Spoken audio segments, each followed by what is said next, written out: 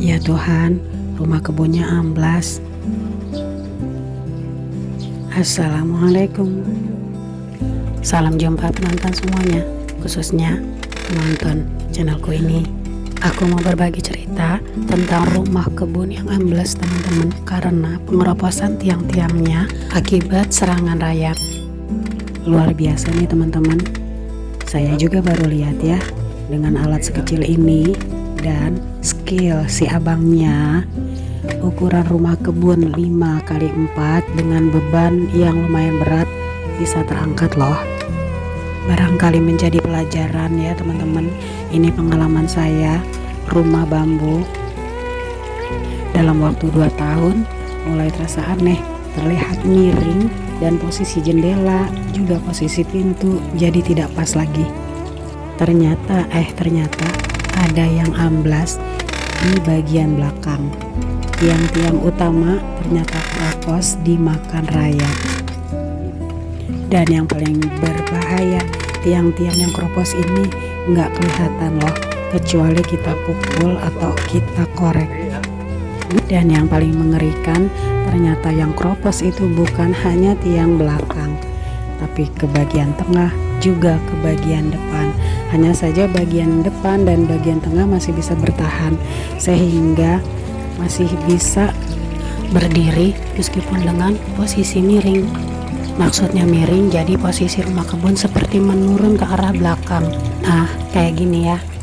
Ini dipotong karena bagian keroposnya itu bisa terus merambat ke atas, jadi dipotong. Setelah dipotong nanti digantikan dengan beton atau konblok atau batu bata, dan kita tambahkan dengan adukan semen supaya lebih kuat. Mulai sekarang tiang-tiang bambunya di bagian bawah kita sirami oli asli teman-teman, tidak ada campuran. Alhamdulillah ya, kita nggak telat menyadari ini semua. Kalau kita telat, ini bahaya banget ya teman-teman. Rumah kebunnya yang terbuat dari bambu ini bisa ambruk loh, karena keahlian abangnya yang juga sudah kenal dengan kita. Ya alhamdulillah lagi, rumah kebun ini bisa diatasi dengan cepat. Oh ya teman-teman, sedikit info aja ya, rumah kebun ini harusnya yang mengatasi tukang-tukang khusus bambu yang awalnya mereka yang membuat ya. Tapi ketika kita info ke mereka tuh selalu banyak alasan ya, karena nggak ada orang gitu. Jadi karena pekerjanya itu ada di luar kota dan sebagainya.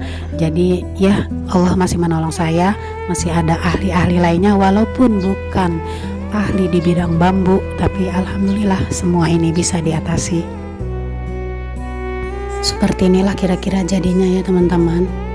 Jadi dipotong, yang keroposnya itu digantikan dengan batu dan adukan semen seperti ini.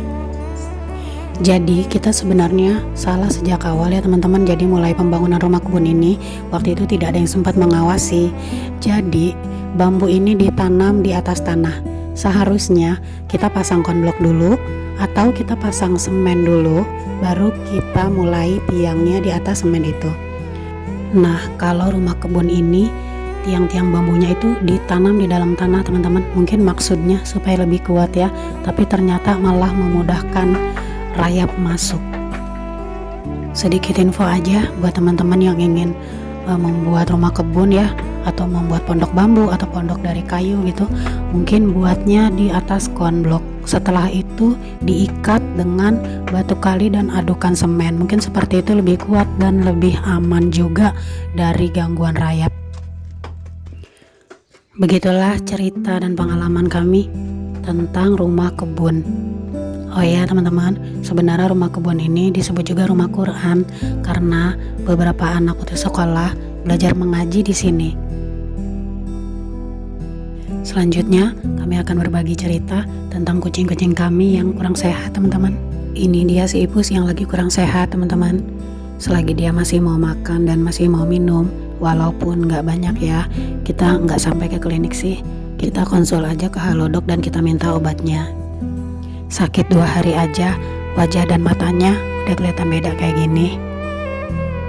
Kalau gejala yang kita lihat, si Ipus ini mau batuk, antara mau batuk dan mau bersin gitu ya. Terus kayaknya dia susah nelen gitu teman-teman, kayak sakit tenggorokan gitu. Tapi kata dokternya bisa jadi dia karena salah makan, karena dia sudah mulai sering keluar rumah. Jadi mungkin ajakan dia di luar makan yang nggak bagus gitu, entah apalah yang dia makan. Ini si Opet lagi melongok si Ipus yang di dalam box ya. Karena si Opet ini harus dipisahkan dari Ipus kata dokternya.